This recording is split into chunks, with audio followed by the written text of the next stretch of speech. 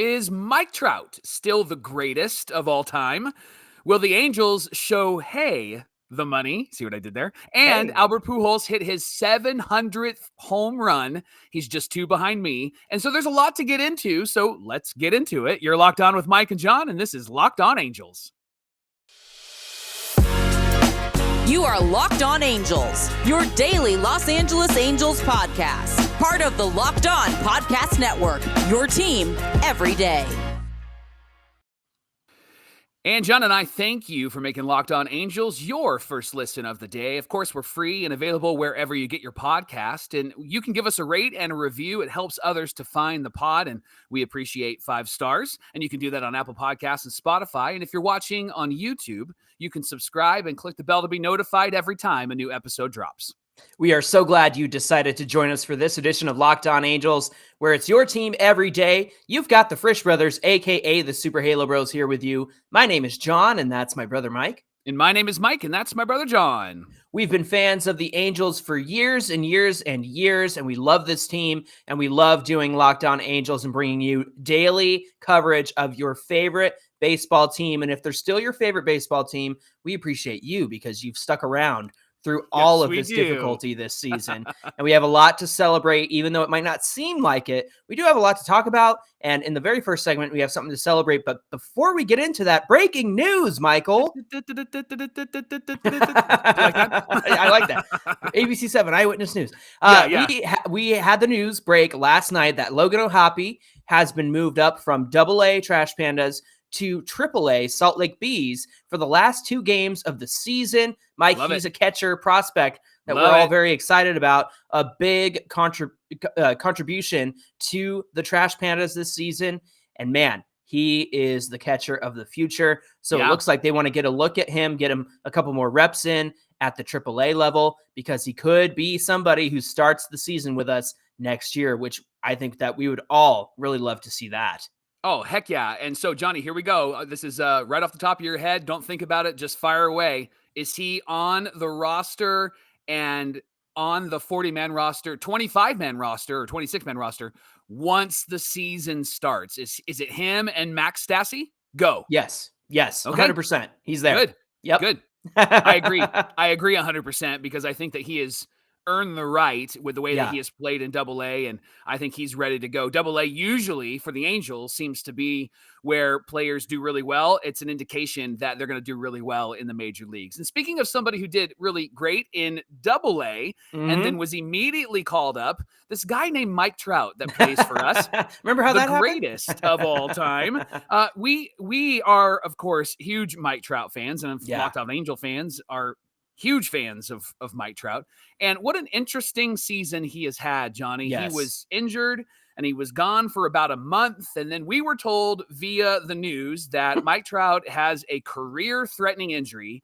And then it was your chiropractor that said, no, man, he's going to be fine, right? And so maybe we need to have Mike Frosted and your chiropractor switch roles. Unless he's a really good chiropractor, because I know that you appreciate what he works out in your back. So I would hate to lose him. Right. But I mean, since he's come off the IL, John, he's hit 12 home runs. He's got 37, and the season's not over yet. We still have a few games left. So he could get to 40, and he's hitting home runs at a rate that he has never done before. And he's raised his batting average. He's raised his OPS. Johnny, is Mike Trout still the greatest player in the game today? I mean, if you take away what Shohei is doing on both sides of the ball, hitting and pitching, I think Mike Trout is still the best player in the game today. Wait. So you're telling me that you are considering that what Shohei is doing on the mound and at the plate, you have to take in both of those things, no matter what somebody does offensively. Is that what you're telling me, John? That's what I'm telling you. It doesn't matter how impressive somebody is. Just clarifying in case John Heyman is listening. All right, go ahead. But I mean, if you want consistency, it's Mike Trout. And I know he was hurt this season. I know he was hurt last season. But the problem is that when he's here, he's somebody you can totally count on. And I know he slumped during the summer, but that was before his trip to the IL. But it had everything to do with the fact that his back wasn't right. And by all indications, he's fine. The problem is that it blew up so much. It was career-threatening back problems. Oh no! And most people were like, no, he just needs to take like an Advil. He just needs to stretch a little more. Like, yeah. I don't understand how this got so out of hand. And look what he's done since he's come back. I mean, Unreal. Good grief. He is second in the American League, I think currently tied as of this recording with Yordan Alvarez. Right. And they're both behind Aaron Judge in the American League in terms of home runs and how many they've hit.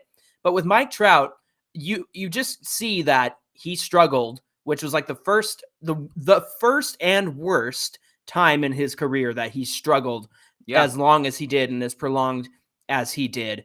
I did a graphic last year of Mike Trout's best stretch and his worst stretch, and they were both in 2015, and they were back to back, which was really funny. Yeah, I remember that. Yep. And now this has supplanted that as his worst stretch, but it had everything to do with the back injury, and players are going to get hurt. He's a little older. He's 31, and your back doesn't work as well as it used to when you were 21, like he was when he came up. And all of that to say, it's just crazy how he's come back and he's reminded everybody who he is.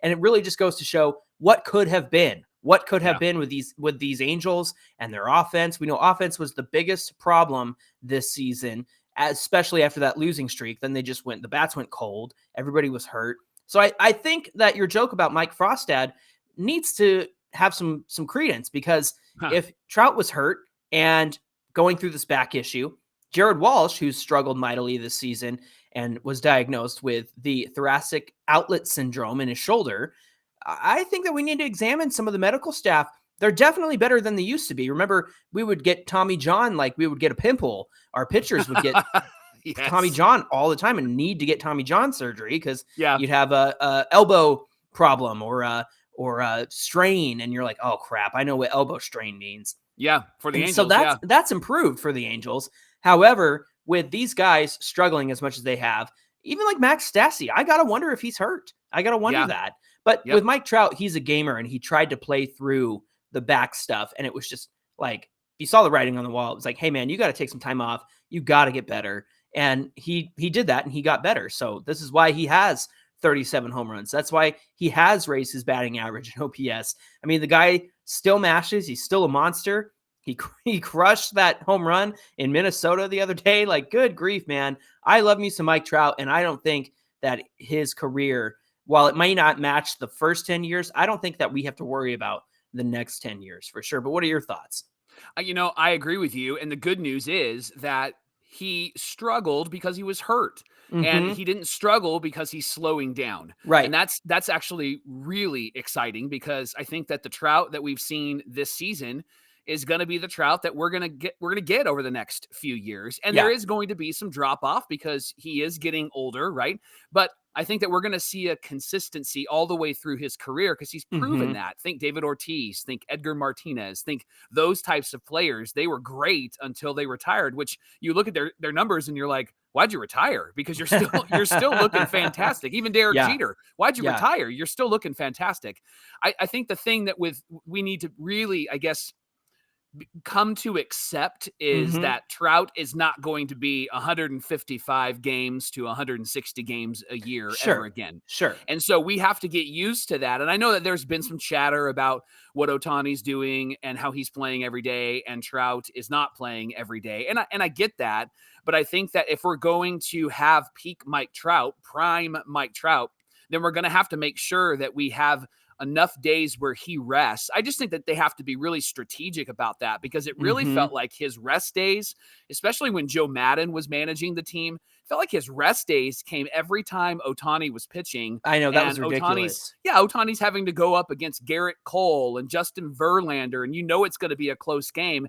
And Ohtani had a starting lineup of like me and you, and I mean, it was and just Jack like Mayfield, right? Rob Quinlan, made an appearance, but I mean, it was those types of players, and that we're not going to score any runs, and so I think they got to keep him healthy. Maybe 130, 135 games sounds reasonable, I think, for Trout. And then when Ohtani isn't actually in the lineup, you can have Trout DH. It'll be interesting to see what happens in the future if they try to move him to a different position. But I think that the way that he is navigating the field this year, ironically, an area where we thought maybe he needed to sit down or maybe move to left field. He's actually done a really great job. His throwing arm doesn't seem as accurate or as strong, but his routes and his glove, he's still prime Mike Trout. And so I'm in agreement with you. I think that it was simply because his injury that made him struggle. And so that's the good news about Trout. And it's the good news about the future of Mike Trout on the Angels. I think when you miss the time that Mike Trout has missed, then of course that arm is not going to be as accurate, as strong as it used to be, because he was in there every day, making plays from center field all the time. And so it makes sense that probably would be the first part of his game to decline, which all the more offers a reason to put him in a corner outfield spot, probably left field. And then you bring in somebody to play center field and get Mike Trout to not cover as much ground. But obviously he's going to be the one to decide how much he wants to play center field and whether he's ready to move to a corner outfield spot. Well, coming up on Locked On Angels, Albert Pujols hit his 700th career home run this last week. And then he said something really interesting about the Angels without actually mentioning the Angels. And John and I have some thoughts, but Johnny has some good thoughts, so hang on for that. But first, Locked On Angels is brought to you by BetOnline. They're your number one source for all your pro and college football betting needs and sports info this season. You can find all the latest football league developments, great game matchups and news, and even podcast at BetOnline. And they're your continued source for all your sporting wagering information, including live betting, esports, and scores. The fastest and easiest way to check in on all of your favorite sports is at BetOnline, and it includes events like baseball and MMA and boxing and golf. So you can head to the website today or use your mobile device to learn more about the trends and actions. BetOnline, where the game starts. We want to thank you for making Locked On Angels your first listen of the day. And before we continue, Mike, our survey grading the 2022 Angels roster has had a lot of responses, and we want you to get into the survey as well. So if you check out the episode description, you'll find a link to the Google form that you can fill out, give a grade to each player 1 through 5, and then share 3 words or less on how you would describe their season. It's been great seeing your comments and your grades so far. We're going to share those once the offseason arrives, and we're really looking forward to that. Johnny, many believe that Shohei Ohtani should be baseball's highest player. And if you don't believe that, then I think you're probably not paying attention this season, right? Yeah. And so based on some of the previous precedents that have been set, there's an argument out there right now that he may not be able to get the highest paid player title in arbitration. And here's why. Because Mookie Betts, he got a record arbitration deal, $27 million in 2020.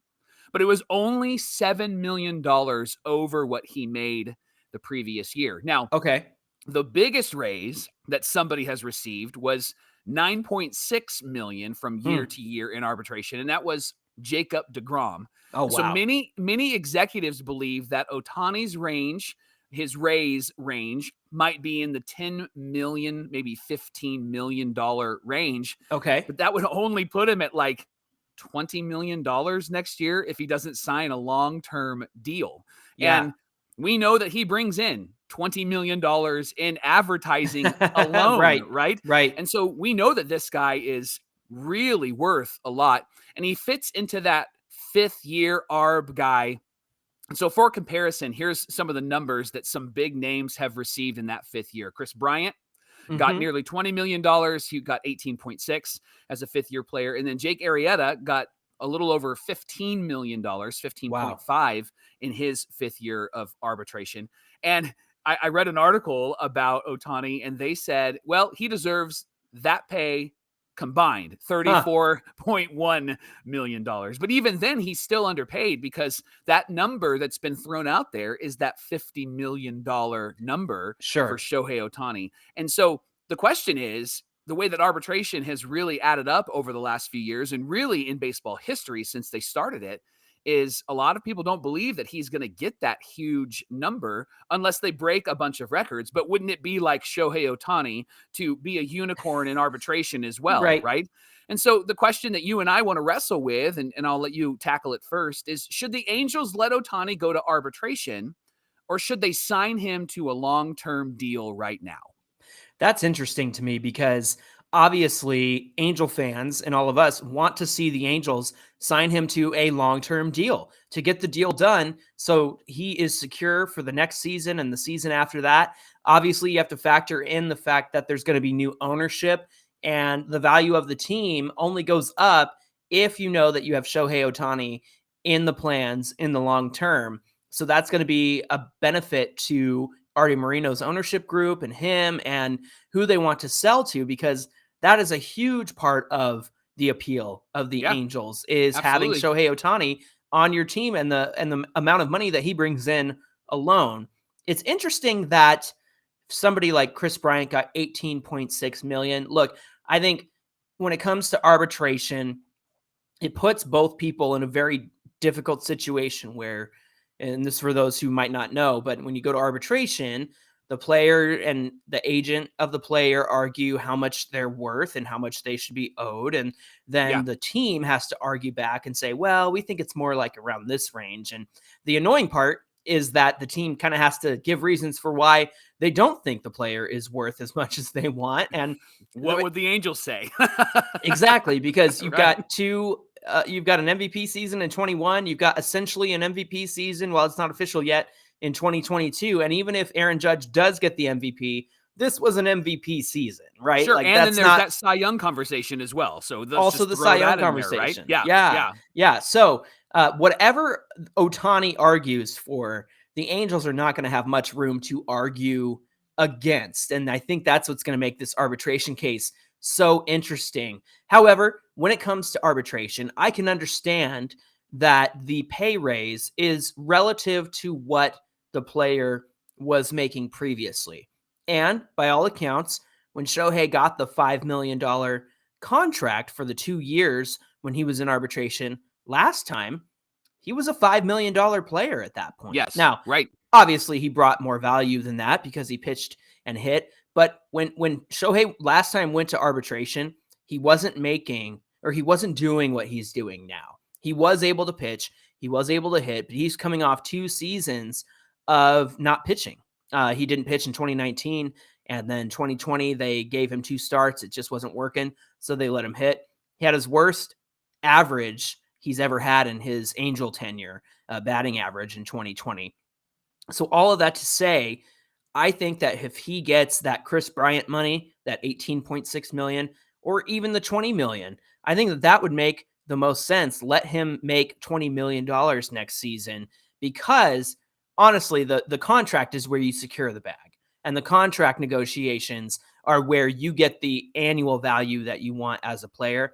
Plus, Ohtani's going to want to see what he can get on the market, I believe, unless the Angels are able to sign him. So, number one, the Angels need to sign him for the long-term extension, get all this arbitration stuff out of the way. But number two, I think that ultimately it's up to Ohtani and how much he wants to take in a long-term contract. But what do you think? I think I'm going to go the reasonable route here, logical route. I think that the Angels are going to negotiate a long-term deal, but my gut tells me that there's going to be an arbitration discussion, and I think it should be, if Perry is a wise man, I think it should be the shortest arbitration discussion in the entire universe. I think they should go, Shohei, what do you want? And let Shohei throw that out, quite honestly. And I think that they let him run with that contract this season. And I think that he would probably get $30 to $35 million in arbitration. I think he will break the record. Wow. And I think that that's what he's going to get. That's better than $50 million. But I think the reason why they're going in that direction is because there's that question mark over the ownership, which is why the ownership and that decision has to move a whole lot faster than it feels like it's moving right now. We haven't heard anything, but that's typical Angels. They don't necessarily give us the information unless they do something stupid and the media finds out, right? We don't get upfront information about anything. And so we don't know what's happening there. So my hope is that there's been some progress and they've had some conversations, and Stan Kroenke is getting ready to sign the contract, and then they're going to announce it, right? Or whoever it might be. LeCobb or the ownership group from Japan, but somebody that's going to come in and actually pay the man and put a great team on the field. But right. what I'm looking at right now with all of the cards that I have in front of me, it's not all of the cards, but it's the cards that we can see. I see Shohei Ohtani signing a ARB deal about $30 to $35 million. That doesn't mean it won't be higher than that, but I could see that being the conversation with a discussion about, hey, we want to lock you in to a long-term deal. Shohei's a unique unicorn, right? Like he's very different. And so I could even see him really being a gentleman and respectful in these conversations and perhaps not wanting to bankrupt the Angels and working out something that would actually be appropriate for the Halos, but also really good for him. And so getting to the free agency that is in front of him, I just don't see people throwing money at him and Shohei running to that. That doesn't seem to be the man that we've watched over the last few years. And it doesn't seem to be in his character. Now, I know that money talks, and so that might change, but I can't see him running to the one who's going to lay down money. And if the Angels are wise and they do an arbitration deal, they're not going to let him get to free agency without giving him some sort of, here's what we want to do, here's the money and the years behind it. Or then I think they have to trade him at the trade deadline next season. Yeah. Going back to your point about giving him whatever he wants, if you have any hope of signing him to a long-term extension, then I think this arbitration meeting has to go so well. It has to be, like you said, whatever you want, Shohei, here's a contract. Here's a check.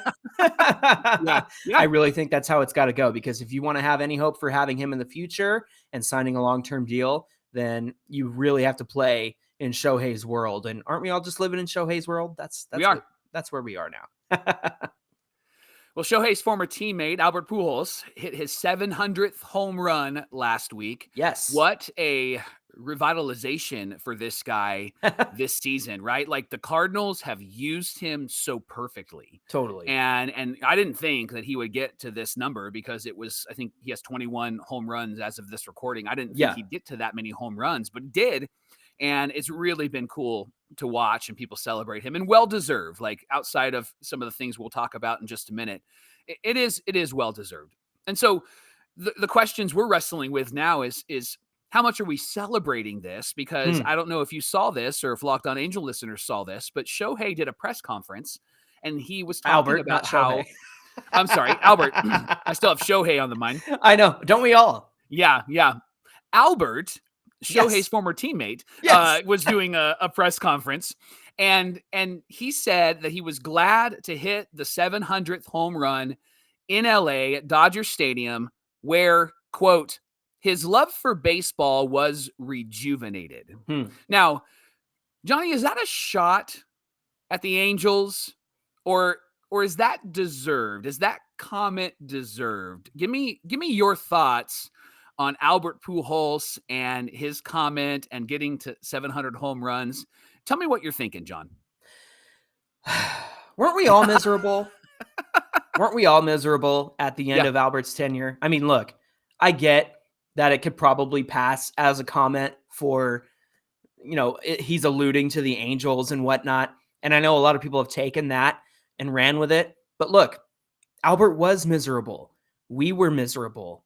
Albert was not in the best shape. He wasn't healthy. He wasn't going to be the guy counted on at first base every day. He lost his status. People were passing him by. Mike Trout, Shohei Ohtani, Jared Walsh at first base.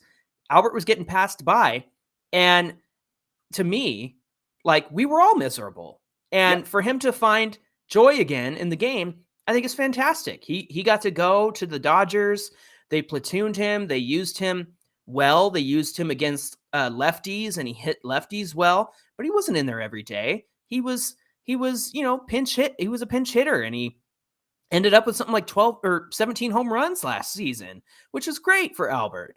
But at the end of the day, we were all miserable. And so for him to be miserable and find the joy with the Dodgers, he can be a good teammate. He can hug people. People can call him Tio, like all of that stuff.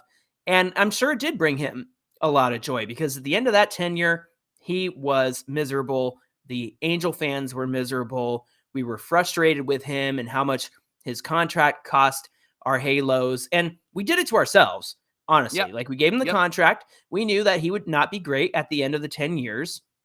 And that's the kind of people sign that deal all the time. However, he did not live up to the expectations of his first 10 years in St. Louis. You and I talked about Mike Trout. Mike Trout's back end of his career, the 10 years that he has left, is going to look much different than Albert's did. Like you said, agreed. he's going to be like Ortiz. He's going to be like Martinez, right? He's going to be like those guys who had a great end of career and back end of their contract. The thing that gets me about Albert and why, if it is a shot at the Angels, it's frustrating. And I think we all know this as Halo fans.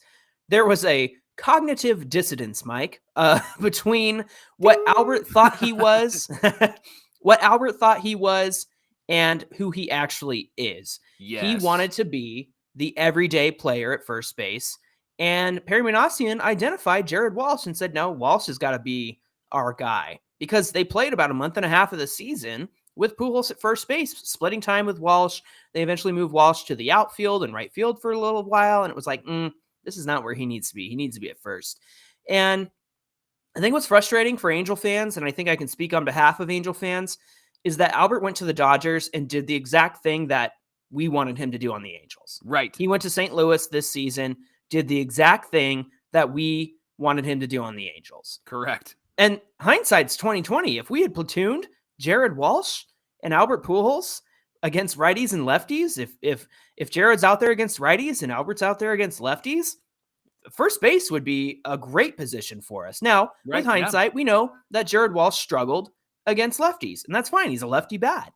And we might have some platoon options come 2023. But I think the frustrating part is Albert didn't want to do it with us.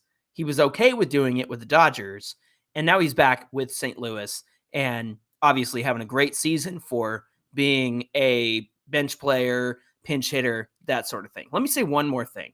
Okay. And then I want to get your thoughts. As an Angel fan who has seen Mike Trout since day one, and as a baseball fan, I would be, for me, Mike Trout is my Albert Pujols, in the sense that people who watch Pujols through his first 10 years, especially St. Louis fans who watched him in his first 10 years and saw everything that he did and have developed a love for him, I would feel the exact same way about Mike Trout. If Mike Trout somehow went to another team and came back to the Angels in the last year of his career, I would be all about that. I would take him back with open arms, no matter how bad he was. And like I mentioned before, Mike Trout, I don't think will be as bad as Albert Pujols. When Albert got here, he had the plantar fasciitis issues. All of that started affecting his running. He became the slowest player to run the bases in the league, and he just was never the same. But to be fair, Albert pretty much had 30 home run seasons almost every year. Maybe not on the back end of his contract, but he was still producing 100 RBIs, 30 home runs. Not Albert Pujols 2001 to 11 levels, but a decent player. Now, I understand he was very replacement level at the end of his contract. All of that to say, I get what he's saying, that the love of the game came back for him with the Dodgers, because it's true.